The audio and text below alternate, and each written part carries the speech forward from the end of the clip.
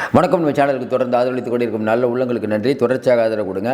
சட்டவிரோத மணல் சுரங்க கொள்ளை இருக்குல்ல, அதில் உச்சநீதிமன்றம் இன்றைக்கி சிபிஐ விசாரணைக்கு உத்தரவிடலாமா வேணாமான்னு ஒரு மனு வருது.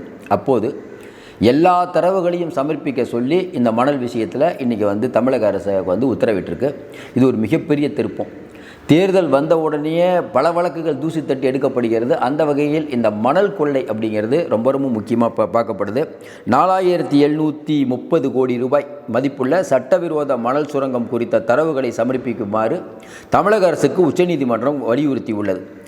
அதுவும் ஒருபடி மேலே போய் எஃப்ஐஆரை இவங்க வேகமாக க்ளோஸ் பண்ணாங்கல்ல, அந்த கேஸு வருது. இதையும் காரணம் காட்டி உச்சநீதிமன்ற நீதியரசர் சொன்ன வார்த்தையை படிச்சுட்டு அப்புறம் உள்ளே போவோம்.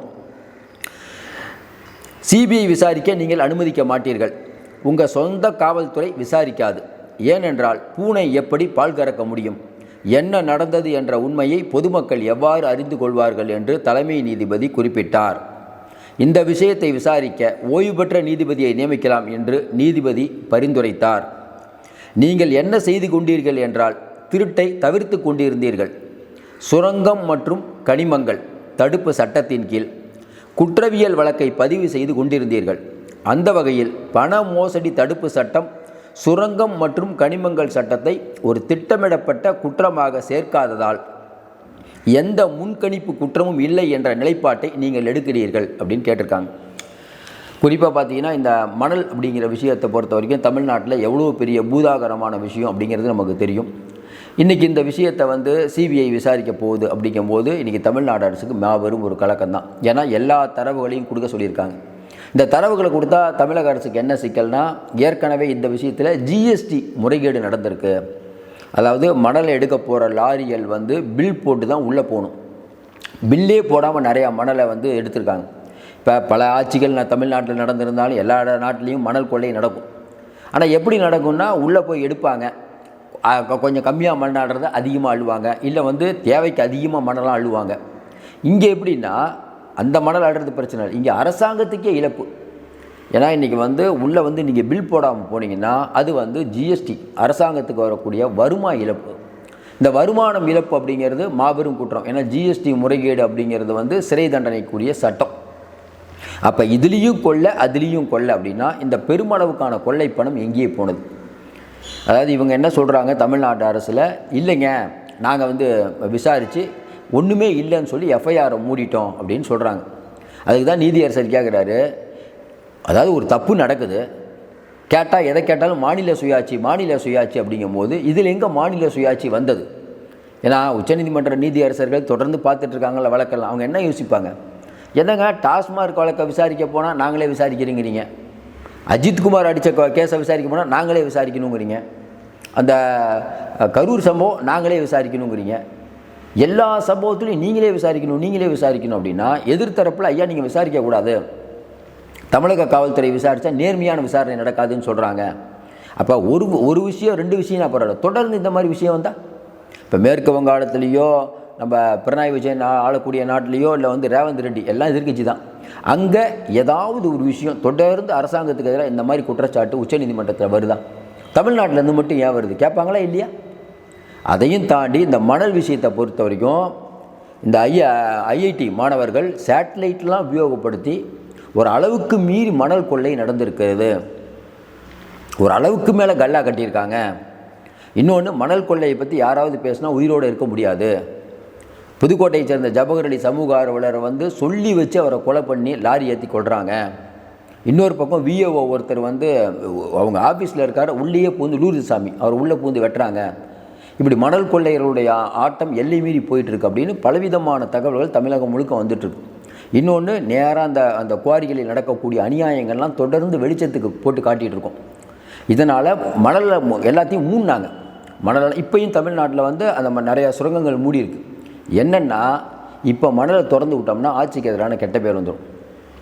துரைமுருகன் துடிக்கிறாரு, எப்படி அந்த குவாரியை பண்ணி திறந்து விட்டுட்டு கல்லா கட்டலான்னு.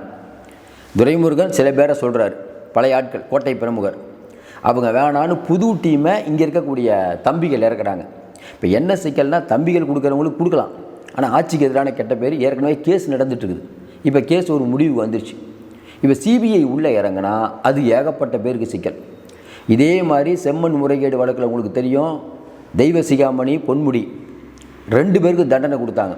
சிபிஐ இடியில் போய் ஆஜரானாங்க. பொன்முடி அவர்களும் அவங்க மனைவியும் போய் கோர்ட்டில் போயிட்டு எங்களுக்கு வயசாகி போச்சுங்க, எங்களுக்கு கம்மியான தண்டனை கொடுங்கன்னு இப்போ நிபந்தனையில் தான் வெளியில் இருக்காங்க. அவருக்கெல்லாம் தண்டனை கொடுத்தாச்சு. அப்போ மறுபடியும் இந்த சட்டவிரோதமான மணல் குவாரி வழக்கு வந்து இன்றைக்கி வர்றது வந்து ரொம்ப முக்கியமாக பார்க்கப்படுது. இன்னும் குறிப்பாக நம்ம ஏற்கனவே சொன்ன மாதிரி இந்த ஆட்சியில் இது மட்டும் இல்லை, நாங்கள் மண், மொழி, மானம் காக்க அப்படின்னு அடிக்கடி ஸ்டாலின் சொல்கிறார். திமுக இருக்கணும், சதுப்பு நிலத்தில் வந்து வீடு கட்டக்கூடாதுன்னு சின்ன குழந்தைக்கு கூட தெரியும். பாதுகாக்கப்பட்ட வேளாண் மண்டலங்கள்னு நிறைய இருக்குது, உங்களுக்கு தெரியும். இன்றைக்கி வந்து பரந்தூரில் போய் நம்ம வந்து விமான நிலையம் கட்டினா சென்னை மூழ்கிரும்பா மழை பெஞ்சான்னு சொன்னாலும் கேட்காம வம்படி அங்கே தான் கட்டுவேன்னு சொன்னது யாருக்காக? மக்களுக்காகவா இல்லை உங்களுக்காகவா? சதுப்பு நிலத்தில் அப்ரூவலே கொடுக்கக்கூடாது, அங்கே அப்ரூவல் கொடுத்துட்டு இங்கே என்ன சொல்கிறாங்கன்னா, இல்லை சதுப்பு நிலத்துக்கும் அந்த இடம் சம்மந்தம் இல்லை, பக்கத்தில் தான் வருது.